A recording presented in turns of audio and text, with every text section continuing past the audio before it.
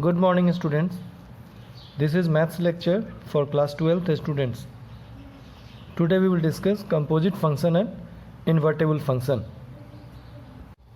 So in today's lecture we will discuss composite function first. Composite function.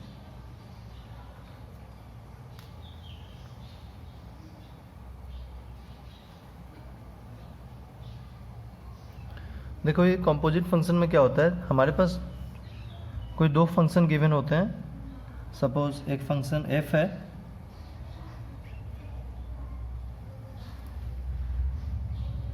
a to b,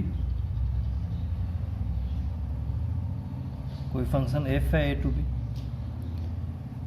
इसमें हमने कुछ entry ले लिया, यहाँ पर भी कुछ एंट्री ले ली, इसको कुछ कोरिलेट कर दिया यहाँ पर.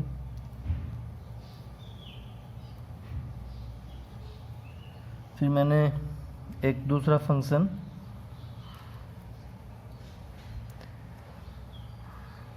यहाँ पर हम लोगों ने कंसिडर कर लिया c टू d. सपोज ये फंक्शन g है और इसमें कुछ एंट्री है इस तरीके से, और यहाँ पर ये कुछ एलिमेंट्स हैं.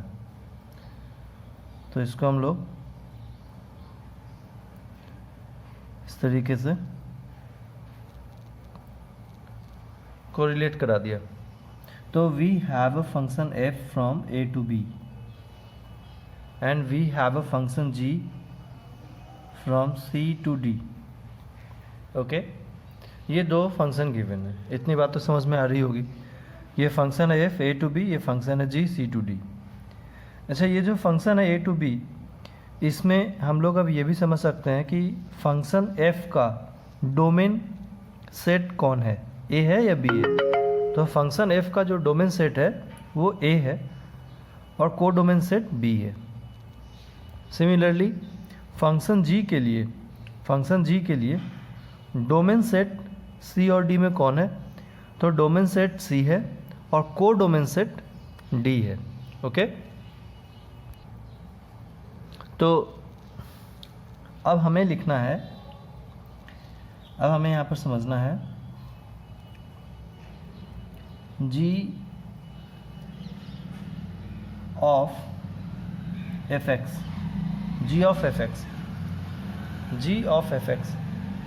ठीक है ना. इसको हम लोग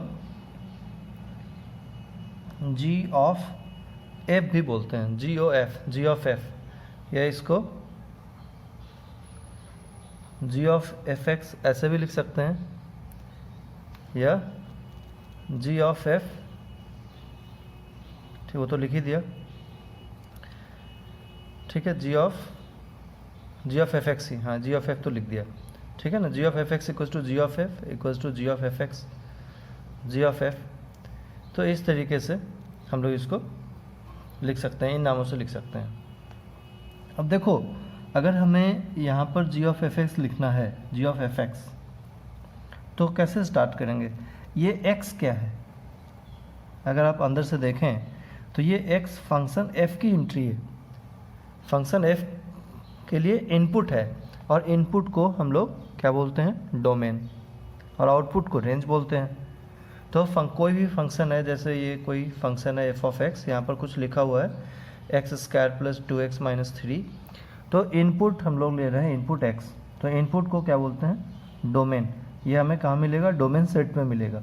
और इनपुट रखने के बाद, जैसे सपोज मैंने x इक्वल्स टू 1 रखा और x इक्वल्स टू 1 रखने के बाद यहाँ पर कुछ आउटपुट आ रहा है, तो ये आउटपुट हमें कहाँ मिलेगा, को डोमेन सेट में मिलेगा. और आउटपुट को हम लोग क्या बोलते हैं, रेंज बोलते हैं, है ना, रेंज एलिमेंट ऐसा बोल सकते हैं.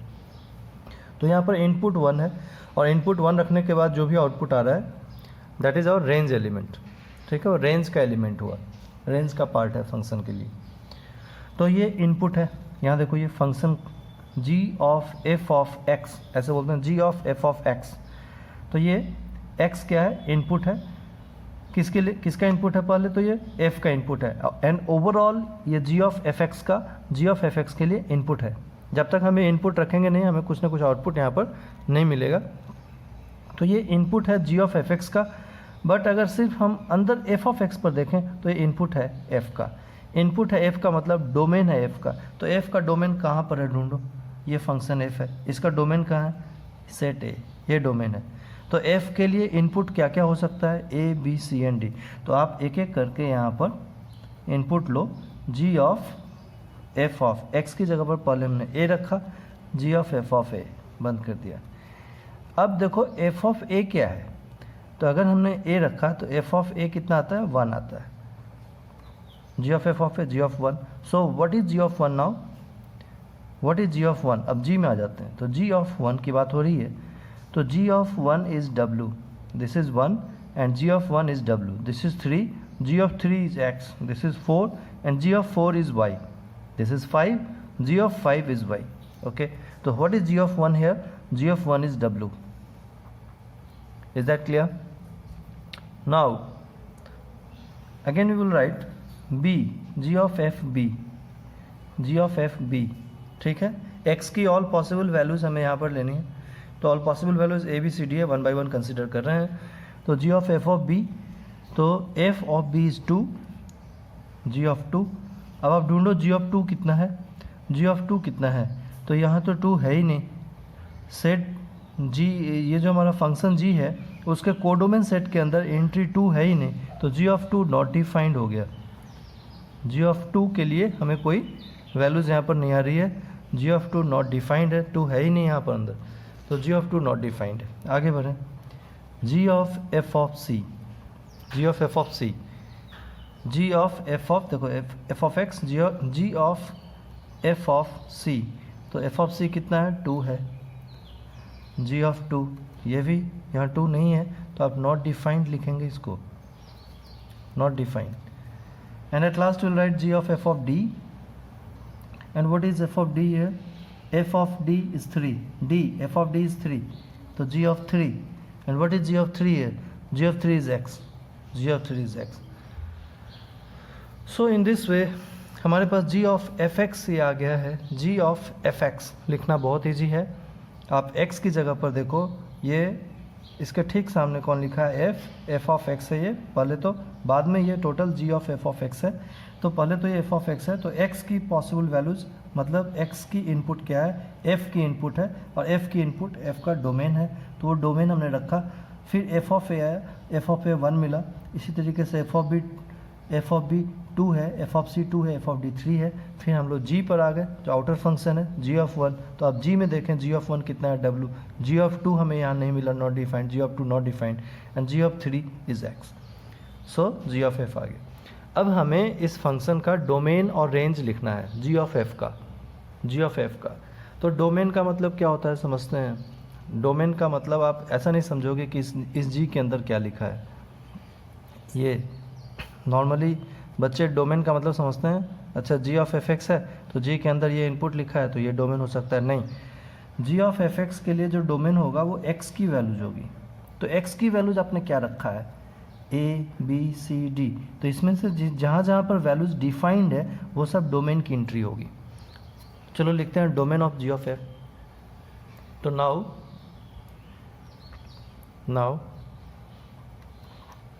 Domain of G of F,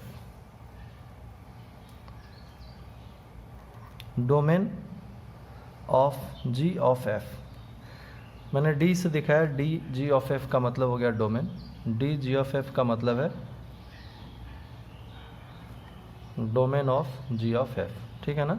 तो domain of G of F क्या आ गया, तो देखो domain of G of F में हम लोग ए ले सकते हैं क्योंकि उस पर आउटपुट आ रहा है, बी आप नहीं लेंगे क्योंकि इस पर नॉट डिफाइंड है, सी भी नहीं लेंगे क्योंकि आउटपुट नॉट डिफाइंड है वहाँ पर, डी लेंगे वहाँ पर आउटपुट आ रहा है ए और डी। तो डोमेन हमने ले लिया, domain of G of F कितना आ गया, ए है, ए कॉमा डी आ गया। बात समझ में आ रही है। अब इस पर हम लोग रेंज देखें, रेंज कितना आता है। तो range of G of F, range of G of F की बात करते हैं। तो range of G of F क्या आ रहा है, देखो रेंज मतलब आउटपुट, तो जी ऑफ एफ एक्स का फाइनली क्या क्या आउटपुट आया, डब्ल्यू और एक्स आया, तो यहाँ पर आप लिख लियो डब्ल्यू एंड एक्स आया। जी ऑफ एफ का आउटपुट है, डब्ल्यू एंड एक्स है। बात समझ में आ गई। तो इस तरीके से हम लोग जी ऑफ एफ एक्स लिख सकते हैं, उसके डोमेन को और रेंज को यहाँ पर लिख सकते हैं। अब हम लोग यहाँ पर एक बहुत ही इम्पोर्टेंट स्टेटमेंट यहाँ पर समझना है कि जो डोमेन, ये जो डोमेन है जी ऑफ एफ का, तो तुम यहाँ पर देखो, तो जो जी ऑफ एफ का आपने डोमेन लिया है वो पहले एफ का डोमेन है, एफ का भी डोमेन है, ठीक है, जिसको हम जी ऑफ एफ का डोमेन बता रहे हैं, क्योंकि ये एक्स की वैल्यू हमने एफ के डोमेन से ली है, ए बी सी डी ली है। तो हम ये कह सकते हैं कि जी ऑफ एफ का डोमेन हमें एफ के डोमेन में मिलेगा। जी ऑफ एफ का जो डोमेन आ रहा है वो हमें कहाँ मिलेगा, एफ के डोमेन में मिलेगा। That means domain of G of F is subset of domain of F, subset of domain of F. तो ये जो domain of G of F है हमारा, ये सबसेट ऑफ डोमेन ऑफ क्या है, subset of domain of F X है, subset of domain of F X है। यहाँ पर दो फंक्शन है, तो ये subset of domain of F X है, ठीक है। हमें दिख रहा है ये एंट्रीज ए एंड डी है, ये देखो ए एंड डी एंट्री यहाँ से आई है। Domain of F A comma B comma C comma D है, और इसके अंदर से जी ऑफ एफ का डोमेन आ रहा है ए कॉमा डी। तो ये बहुत ही इंपॉर्टेंट स्टेटमेंट है कि domain of G of F is subset of domain of F of X होता है। तो आप रेंज देखें, तो range of G of F क्या है, तो range of G of F W comma X है, ये subset of range of G होता है। तो subset of domain of G X, ऐसा को डोमेन ऑफ जी एक्स ऐसा बोलेंगे। देखो मैं फिर से बताता हूँ, range of G of F, तो इसके अंदर एंट्रीज क्या है, डब्ल्यू कॉमा एक्स। तो range of G of F is subset of, range of G of F is subset of क्या बोलेंगे, को डोमेन ऑफ जी, ठीक है। तो बल्कि range of G of F जो डब्ल्यू कॉमा एक्स है, हम लोग अगर उसको और कन्फाइन कर दें और छोटा कर दें कि इसकी ऑल जो पॉसिबल एंट्रीज 1 3 4 5 का जो रिलेशन है, डब्ल्यू एक्स और वाई जितने एलिमेंट कोरिलेट हुए हैं उसके अंदर से ही हमें range of G of F मिलेगा। जो एंट्री अनटच्ड है वो कंसीडर ही नहीं होगा। मतलब 1 3 4 5 जी की जो डोमेन एंट्रीज हैं वो जिनसे रिलेटेड है उसके अंदर से ही हमें range of G of F मिल जाएगा। तो आप सीधे सीधे ये बोल सकते हैं कि range of G of F is subset of range of G X, subset of range of G X, subset of range of G X, subset of range of G of X. देखो इसको याद रखना बहुत easy है। अगर जी of F है, G of F के लिए हमसे ऐसा पूछा जाएगा कि जी ऑफ एफ का डोमेन किसके डोमेन का सबसेट है, जी के डोमेन का या एफ के डोमेन का। तो जो अंदर लिखा है उसके डोमेन का सबसेट होता है। तो जी ऑफ एफ है, हम लोग यहाँ पर सिर्फ जी ऑफ एफ को देख करके, ओनली जी ऑफ एफ को देख करके बता सकते हैं, इसको रीड करके, कि इसका जो डोमेन होगा वो जी के या एफ के किसके डोमेन का सबसेट होगा। तो जो अंदर की ओर लिखा है एफ के डोमेन का सबसेट होगा, और जो रेंज है वो किसके रेंज का सबसेट होगा, जी के या एफ का। तो जो बाहर की साइड लिखा है उसके रेंज का सबसेट होगा। तो domain of G of F is subset of domain of F X and range of G of F is subset of range of G X. ये जो स्टेटमेंट यहाँ पर है, domain of G of F is subset of domain of F X and range of G of F is subset of range of G of X. ठीक है, बात समझ में आ गई। देखो अब हम लोग ये सीखते हैं, जैसे कभी जी ऑफ एफ हमें बनाना है या एफ ऑफ जी बनाना है। ऐसा भी हो सकता है कि जी ऑफ एफ, तो जी ऑफ एफ एक्स हुआ, एफ ऑफ जी है तो सिमिलरली ये एफ ऑफ जी एक्स है, एफ ऑफ जी एक्स है, और जी ऑफ एफ का मतलब हुआ जी ऑफ एफ एक्स। तो सपोज़ अगर हमें कभी एग्जाम्पल लेना है कि जी ऑफ एफ को एक्सप्लेन करने के लिए या एफ ऑफ जी को एक्सप्लेन करने के लिए, तो एग्जाम्पल कंसिडर करते समय हम लोग किन बातों का ध्यान रखेंगे। जैसे जी ऑफ एफ का एग्जाम्पल लेना है तो इसमें इन्वॉल्व कौन हुआ था, एफ का डोमेन और जी का रेंज, एफ का डोमेन और जी का रेंज इन्वॉल्व हुआ। तो जो इन्वॉल्व नहीं हुआ है उसमें आप कुछ एंट्रीज कॉमन रखें। जैसे जी ऑफ एफ में एफ का डोमेन हम लोग बता रहे थे कि जी ऑफ एफ का डोमेन एफ के डोमेन का सबसेट है। तो इसमें इन्वॉल्व नहीं हुआ एफ का रेंज, जो इन्वॉल्व नहीं हुआ वो कौन है, रेंज ऑफ एफ इन्वॉल्व नहीं हुआ, और range of G of F is subset of range of G X. तो range of G X involve हुआ, इन्वॉल्व नहीं कौन हुआ, तो domain of G, domain of G. तो रेंज ऑफ एफ और डोमेन ऑफ जी में कुछ एंट्रीज हम कॉमन रखेंगे एग्जाम्पल लेने के लिए। सिमिलरली एफ ऑफ जी में अगर हम domain of F of G की बात करें तो subset of domain of G X होगा, domain of F of G is subset of domain of G of X होगा। Range of F of G की बात करें तो range of F of G is subset of range of F X होगा। जो बाहर लिखा रहता है उसके रेंज का सबसेट होता है रेंज, और जो अंदर लिखा होता है उसके डोमेन का सबसेट होता है डोमेन ऑफ कंपोजिट फंक्शन। समझ गए? तो इसमें इन्वॉल्व कौन नहीं हुआ, इसमें कौन इन्वॉल्व नहीं हुआ? तो देखो जी का डोमेन इन्वॉल्व हुआ, तो जी का रेंज इन्वॉल्व नहीं है, आप उसको मार्क कर लें।